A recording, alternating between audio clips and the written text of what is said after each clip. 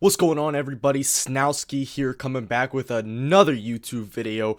How are you guys doing? I hope you guys are having a wonderful week, a wonderful day. Today is the 1st of January. Happy New Year's, man. I'm enjoying it.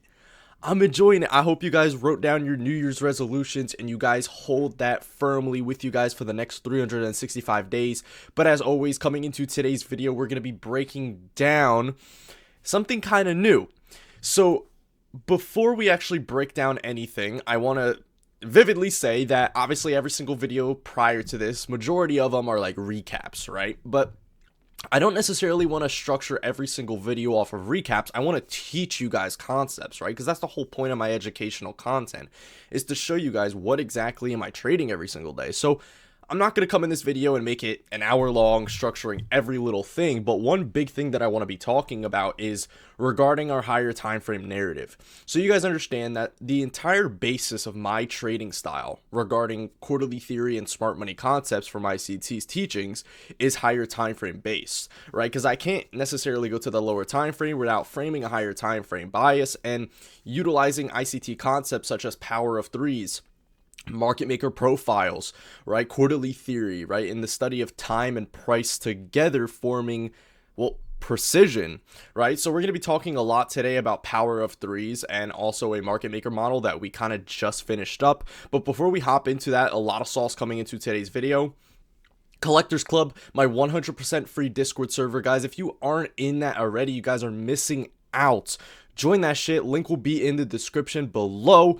Every single week, almost every single month, constant events. I do free teachings. I do free canvas covers, like so much free content. And I'm coming out here in January hyped, ready to present even more. But you guys watching this on the 1st of January, coming into tomorrow at 6 p.m. Eastern Standard Time, we are having a significance of market maker model refining narrative to entry live Q&A. I hope you guys join that. I hope you guys are there to participate. Mark that on your calendars. Tomorrow at 6 p.m. Eastern Standard Time, we tend to have 50 to 70 people join every single week. Link will be in the description. But coming into today's video, what are we going to be talking about? So I want to structure today's video precisely over how am I, Snowski, looking at the higher time frames for narrative and entry, right? So you guys have to break it down like this. The whole point of power of threes and quarterly theory is understanding that they're fractal, right? Market maker models that are fractal. And this is meaning that they're very repetitive on lower time frames, meaning whatever happens on higher time frames, well, the criteria is the same way on lower time frame fluctuations between aligned time frames. Now, a lot of that's going to make sense in a minute, but regarding quarterly theory and power of three, let's actually structure the last month of December and how was I looking at it on kind of like an inner circle perspective, right? So you guys understand I have an inner circle. We talk about things like this every single day in live recaps, and the whole basis of what I was breaking down in technically the last 4 weeks, or 4 weeks and a half, right, because we had 31 days in our December monthly power of three, is that we need to be basing off of not only market maker profile structure, but each side of liquidity, meaning the sell side of the curve and the buy side of the curve. Well, they're going to be moving in regards of power of three. Quarterly theory is going to refine when these entries are going to reverse, correct? So looking at it, we could see that ES just completed a market maker buy model for our entire month of December. Now, looking at it in regards to power of three, how am I framing this for, let's say, hypothetically, the week we just finished up, right? So a lot of people understand we didn't necessarily finish the week yet, posting this video on Thursday, but the week is technically done, right? I'm not trading tomorrow. Tomorrow's post-holiday. Today is New Year's. So, well, the markets are not even open. As you can see, it is currently 1:41 p.m. The markets are closed. So breaking down this week specifically, how was I looking at it on regards of market maker models, power of three, and quarterly theory? And trust me, guys, I want you guys to be utilizing this information because it's not that complicated once you actually start to see the repeatance of this. Is quarterly theory, which will form time-based reversals, time-based continuations. Power of three and market maker models, which is a smart money concept from ICT, is price-based, right? When you pair both of them, you get precision in the market. So let's look at it on this scale. We could see that before our new week opened up, which is technically this weekly power of three, we were finishing up a market maker buy model. When we were finishing up this buy model, the thing that structured this week's sell-off was the cracking correlation at the highs, right? So we have to be utilizing all three of the correlated assets, and do they complete and show any desynchronization to form reversals, right? Because think of it like this.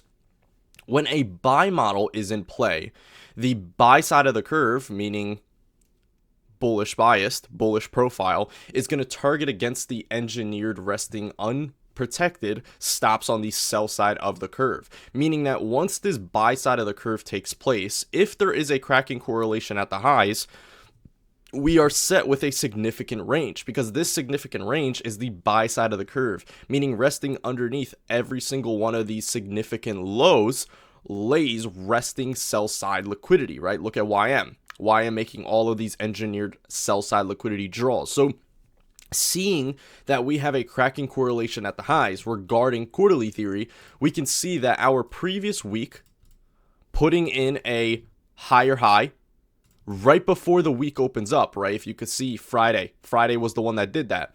YM failing to. So in regards to quarterly theory, week to week cracking correlations, this is a monthly cycle SSMT. So this cracking correlation now is saying this: we have a one-sided range, right? Very inefficient, right? In order for price to think of it on a smart money concept type of utilization, right? ICT always states that in order for price to send for higher highs and lower lows in the market, we are going to create 9 times out of 10 inefficient ranges, meaning one-sided, one-directional, unbalanced ranges, and now you're set with premium and discount arrays, right? Which is the whole point of a PD array matrix. So in these premium and discount ranges, we're looking if price is going to keep presenting higher highs, and we have a one-sided range, utilizing this buy side of the curve, which was a market maker buy model, drawing out 50%, we have a premium range and we have a discount range. What rests under this discount range, utilizing the PD array matrix, is discount PD arrays for discount buys, right? Because think of smart money concepts. Smart money concepts are smart money. They want to utilize discount arrays for getting the lowest discounted buy. Same thing vice versa for premium sells. And that's the whole point of really the PD array matrix, is utilizing premium and discount arrays. So we understand that if we're looking at on a higher scale, ES completes our buy model, but NQ and YM both fail to complete the buy model. We now have a desynchronization between the three correlated assets. So this is literally hinting to us, okay, we have a one-sided buy side of the curve range, which lacks sell side delivery, which lacks inefficiencies, right? Because right now we just have an unbalanced buy side of the curve. In order for us to send higher highs, right? Because we really want to get up, let's say hypothetically, to all-time high. We have engineered liquidity all over here, all these buy side draws. ES taking the original consolidation high in our market maker buy model is stating that now we have a cracking correlation at the highs, specifically a monthly cycle SSMT, which immediately starts the sell-off coming into our new weekly power of three. So this is the easy hint on how I'm framing a lot of my biases coming into every single week, is referring to our previous week and what did it do. So we can utilize market maker profiles, power of threes, and quarterly theory for time over price to confirm reversals. So time, monthly cycle SSMT on the highs. What is significant about this high is that ES took the original consolidation high. So ES completing a buy profile, NASDAQ and YM failing to. NASDAQ putting in a lower low below our previous week high. This is a monthly cycle SSMT. So in a sense, we have a monthly cycle SSMT and we also have a SMT with our highest high of the month. So now we have two cracking correlations. There we go. So we have two cracking correlations now hinting that, okay, we have a buy side of the curve that lacks any discount runs. We lack any discount arrays for higher prices, because if we're still looking for higher prices, we're going to be coming into a discount to validate higher prices, right? Because look at it. Let's say we have this one-sided run, but we're not done completing higher prices yet. What do? We come into a discount, put in a cracking correlation, validating higher prices, right? Because hovering over this low, look at YM. YM fails to come to those lows. So what's underneath that lacks on YM? Well, cracking correlation. So seeing that YM failed to make this lower low in a discount, we're expecting higher prices. What makes the higher price? ES, but since ES does it and YM and NASDAQ fail to, this is now telling us we have an additional cracking correlation. You see where I'm hinting at? Discount PD arrays, right? Utilizing the PD array matrix, smart money concepts, utilizing quarterly theory, time-based reversals. So we can see that every single week, guys, I'm really looking for the same thing. I'm looking for unbalanced ranges, and I'm looking for what side of the market is proving cracking correlations. Because if we know that our weekly power of 3 is likely to be bearish for two reasons. One reason, ES taking the high of the original consolidation, putting in those cracking correlations, time-based reversals, and one-sided unbalanced range. What rests underneath a discount? Well, realistically, discounted arrays. So not only do we have a bullish discount order block, discount fair value gap, right? CISDs, you have a ton of different PD arrays down here in a discount that will send the longevity of here. I'm hoping that makes sense. So what am I looking for now? Realistically, discount, slap a PD array, cracking correlation, higher prices. Hovering over this low right now, look at YM.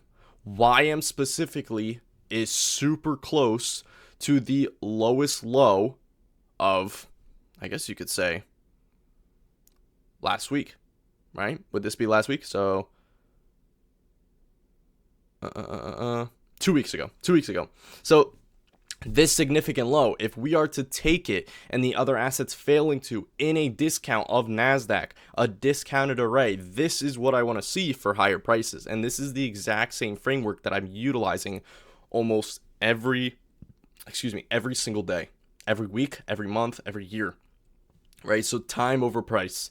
Time proves reversals when price aligns. So when structure's flipping and cracking correlations are proving those reversals, that is when we are wanting to, well, enter in the market. So honestly, not that hard to structure, right? And these things happen very frequently. Do not think that this is not real at all, right? In order for us to send lower prices, what do we do in order to sell lower? We come into a premium, right? We come into a premium, which is also a higher time frame market maker sell model. What do? Premium, first stage redistribution, sell off. One-sided range. What do? Second stage redistribution, premium, cracking correlations, sell off, unicorn model.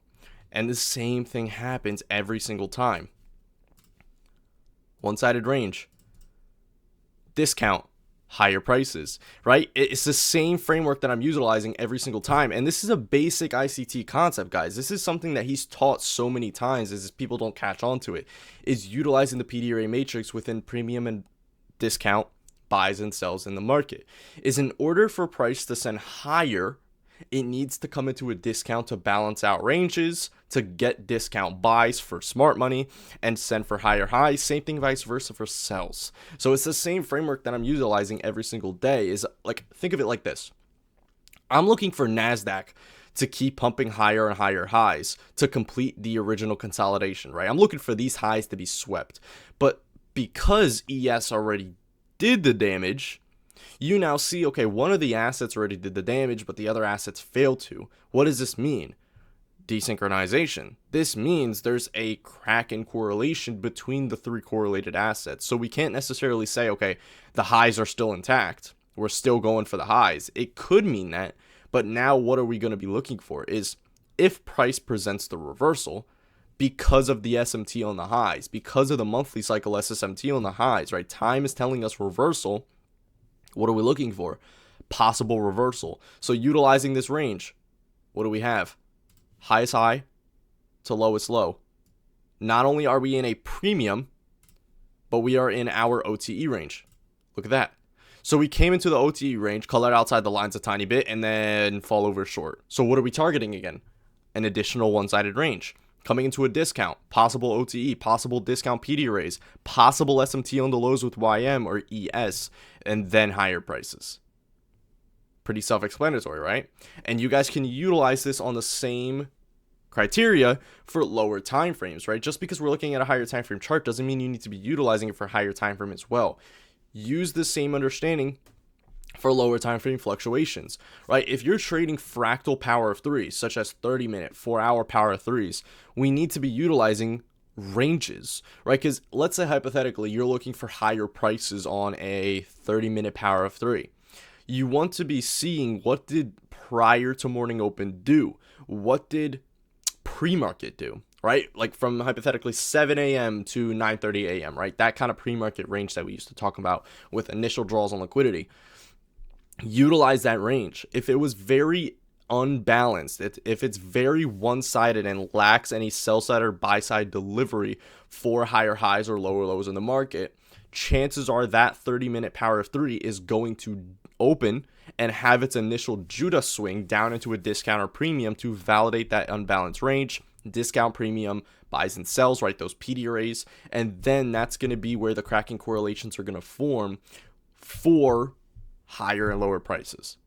Okay, simple framework. You guys can be utilizing this every single time. And this is something that we break down in the Discord all the time, right? So coming into tomorrow, we're having the significance of market maker models, refining narrative and entry. But last week, we had one significance of power of three, refining narrative and entry. And I broke down almost such a similar framework to this.